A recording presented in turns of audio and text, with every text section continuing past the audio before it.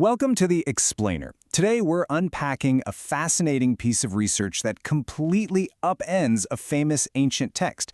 Seriously, we are going to uncover a massive cosmic battle hidden right inside what most folks just gloss over as a boring administrative checklist. We've totally domesticated it over the years. But just beneath the surface, there lies this epic history of rival gods, underworld giants, and a spectacular victory parade.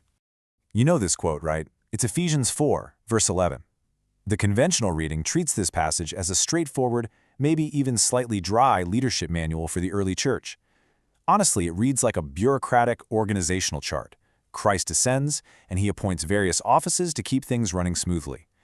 But there is a massive wrinkle in this domesticated reading. Right before Paul lists these offices, he actually interrupts his own thought to quote from Psalm 68. And let me tell you, Psalm 68 is no polite HR memo. It's one of the most difficult, violent, and martial war poems in all of ancient literature. Okay, let's dive into this. Why on earth would Paul quote a brutal war hymn to set up a peaceful leadership manual? Well, according to the study we're analyzing, to solve this mystery, we kind of have to completely leave our modern assumptions right at the door.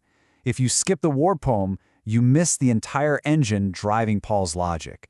We have to step out of our modern, clinical view of geography and step directly into the religious imagination of the ancient Near East. Specifically, we need to talk about ancient mountain mythology.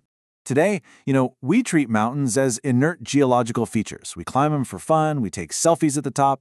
But to the ancient mind, mountains were literally the architectural symbols of divine authority. They were the actual meeting points of heaven and earth, the residences of the deities. To name a mountain wasn't just, giving someone directions. It was invoking the supernatural power that supposedly dwelled right upon it. Claiming a mountain meant claiming total authority over all the physical and spiritual territory it oversaw. So the absolutely crucial point here is that Psalm 68 isn't just a poem about a nice hike. It stages a literal cosmic boxing match between two rival sacred mountains. In one corner, side A, we have Mount Sinai. This is the mountain of the living God, the chosen dwelling place of his faithful assembly. And in the other corner, side B, we have the mountain of Bashan. The text describes Bashan as a counterfeit mountain, an illegitimate rebel power base that just glares at God's mountain with envious hatred. This is not some topical rivalry between two tall hills. It is a full-blown clash of cosmic sovereignties. And Bashan's resume? Absolutely terrifying.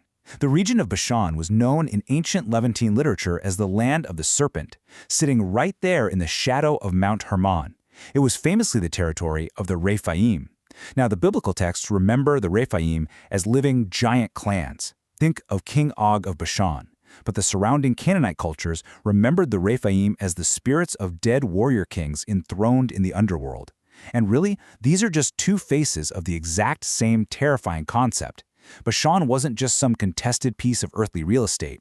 It was the visible, physical threshold reaching straight down into the gates of Sheol, the realm of the dead. With that terrifying backdrop in mind, Psalm 68 sets Yahweh in motion. It outlines a highly specific sequence for a military campaign. First, a procession. The divine warrior marches his heavenly host straight into this hostile, contested territory. Second, conquest. He dispossesses the rival divine powers and takes the enemy combatants captive. Third, ascent. The victorious king climbs the newly reclaimed mountain. And finally, habitation. He doesn't just win and go home. The defeated rebels surrender their stronghold, and God sets up shop right where his enemies used to rule. It is basically a cosmic eviction notice.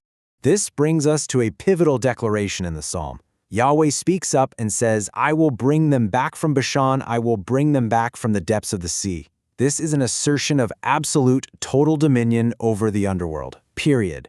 And it works in two ways. On one hand, it's a beautiful promise of rescue. God can retrieve his own people even from the grip of death itself.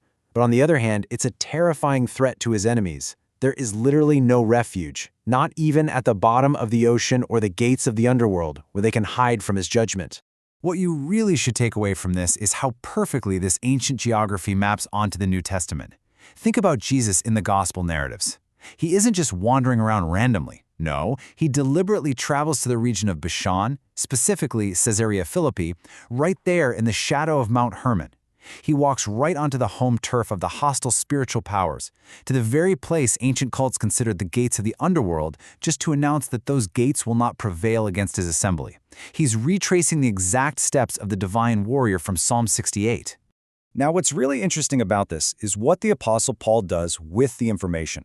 When Paul quotes Psalm 68 in his letter to the Ephesians, he makes a very deliberate alteration. The ancient psalm says that the ascending king received gifts from his conquered enemies. But Paul writes that the ascended Christ gave gifts to men. Actually, for a long time, people just assumed Paul had a bad memory, or that he misquoted his proof text. But the research argues this shift from receiving to giving is the ultimate theological payoff of the entire letter. You see, in the ancient logic of victory, reception and distribution, they aren't opposites. They're just two moments of a single, continuous triumph. When a conqueror completes his campaign, he ascends his mountain and receives the spoils of war, all that plunder extracted from his defeated enemies. But then, as the sovereign ruler, he turns right around and distributes those spoils back to his loyal people. Paul isn't contradicting the psalm here, he's completing its trajectory. He's focusing on the second half of the victory parade. And wow, does that change everything about how we read Ephesians 4:11? When Paul lists apostles, prophets, evangelists, shepherds, and teachers, he isn't handing out some bureaucratic HR chart from middle management. He is making an absolutely breathtaking claim. He's declaring that these leaders are actually the distributed spoils of war. They are literally the dispersed booty of a cosmic battle that has already been won.